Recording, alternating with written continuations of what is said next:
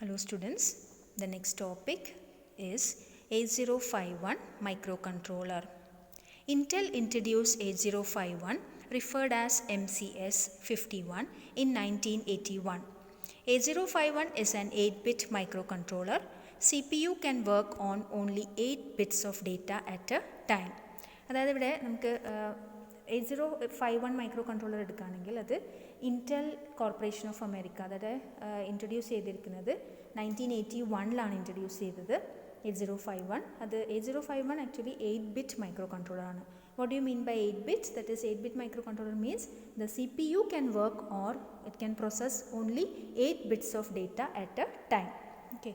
Then when we consider the features of 8051, actually there are 128 bytes of RAM, then 4 kilobytes of on-chip ROM, 2 timers, then 1 serial port, 4 input-output ports, each 8 bits wide, and 5 interrupt sources. So these are the some of the features.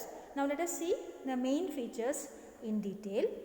So 8051 features are 8-bit CPU with registers A, that is the accumulator, and B. Okay, so 8-bit CPU ആണുള്ളത്. അവിടെ register use ചെയ്തിരിക്കുന്നത് A ആണ്. A register ആണ്, that is which acts as the accumulator, and register B ഉണ്ട്. Then we have the 16-bit program counter and data pointer register. So 16-bit program counter എന്ന് പറഞ്ഞാൽ PC and data pointer എന്ന് പറഞ്ഞാൽ DPTR. Okay.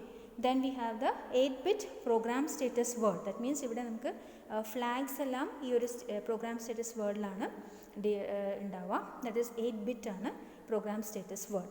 Then we have 8-bit stack pointer SP.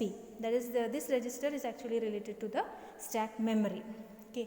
Then we have internal ROM, okay, of 0, that is 8031 ആണെങ്കിൽ അതിൻ്റെ ഫാമിലീസിൽ വരുന്നതാണ്. അപ്പോൾ 8031 ആണെങ്കിൽ 0 ആണ് അതിൻ്റെ അതായത് ഇൻറ്റേർണൽ റോമിൻ്റെ മെമ്മറി. ദെൻ 0 മുതൽ 4K വരെ. അപ്പോൾ ഇവിടെ 4K ആണ് 8051 memory size. Then internal RAM of 128 bytes. Okay, now this internal RAM of 128 bytes is actually divided into 3 parts. That is 4 register banks, each containing 8 registers. Okay, അപ്പോൾ അവിടെ 4 register banks ഉണ്ട്. ഓരോ ബാങ്കിലും 8 registers ആണ് ഉള്ളത്. Okay, so at A time ഒരു ബാങ്കാണ് active ഉണ്ടാവുക. പക്ഷെ നമുക്ക് അതേപോലെ അതായത് 8 എന്ന് പറയുമ്പം 8 രജിസ്റ്റേഴ്സ് ഈച്ച് ബാങ്ക് എന്ന് പറയുമ്പോൾ 4 ബാങ്ക്സ്, സോ 32 രജിസ്റ്റേഴ്സ് ആണ് അവൈലബിൾ ആയിട്ടുള്ളത്. Then we have the 16 bytes which may be addressed at the bit level. Bit level address ചെയ്യാൻ പറ്റുന്ന 16 bytes ഉണ്ട്. Then 80 bytes of general purpose data memory. Okay, 80 bytes അതിന് വേണ്ടി. അങ്ങനെ ഈ ഒരു 128 bytes ഡിവൈഡ് ചെയ്തിട്ടുണ്ട്. Then we have 32 input-output pins arranged as 4 8-bit ports. Okay, that is P0 to P3. അപ്പോൾ ഇവിടെ 4 പോർട്ട്സ് ഉണ്ട്, 4 ports, each port 8 bits. So അതുകൊണ്ട് തന്നെ 32 input-output pins are available in 8051.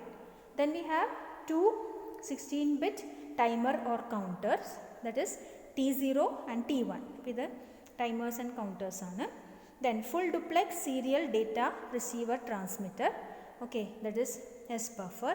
അതായത് ഇവിടെ നമുക്ക് ട്രാൻസ്മിറ്റർ റിസീവർ ശരിക്കും ആ ഓൺ ചിപ്പ് തന്നെ ഉണ്ട്. അപ്പോൾ അതിന് വേണ്ടിയുള്ള അതിൻ്റെ റിലേറ്റഡ് ആയിട്ടുള്ള ഒരു രജിസ്റ്ററാണ് S buffer.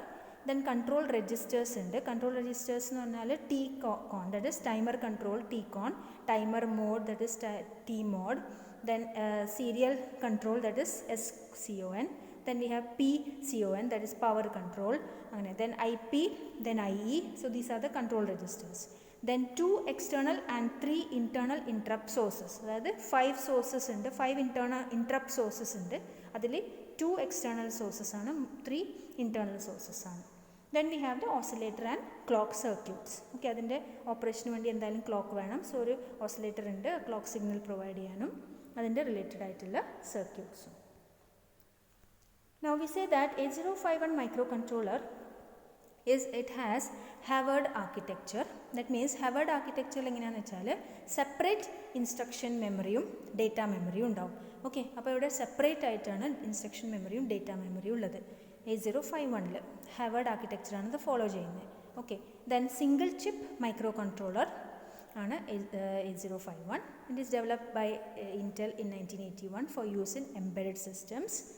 Today largely superseded by a vast range of faster and functionally enhanced 8051 compatible devices manufactured by more than 20 independent manufacturers. അതായത് ഇവിടെ ഇപ്പോൾ ഇൻറ്റൽ ഇൻട്രൊഡ്യൂസ് ചെയ്തത് 1981 അപ്പം വീണ്ടും കുറേ വാസ്റ്റ് റേഞ്ച് ഓഫ് ഫാസ്റ്റർ, അതായത് ഫാസ്റ്ററും അതുപോലെ തന്നെ 8051 കമ്പാറ്റബിൾ ആയിട്ടുള്ള ഡിവൈസസ് വീണ്ടും ഡെവലപ്പ് ചെയ്തു. And they are manufactured by അതായത് 20 independent manufacturers different types of micro controllers പിന്നീട് ഡെവലപ്പ് ചെയ്തു. ഓക്കെ.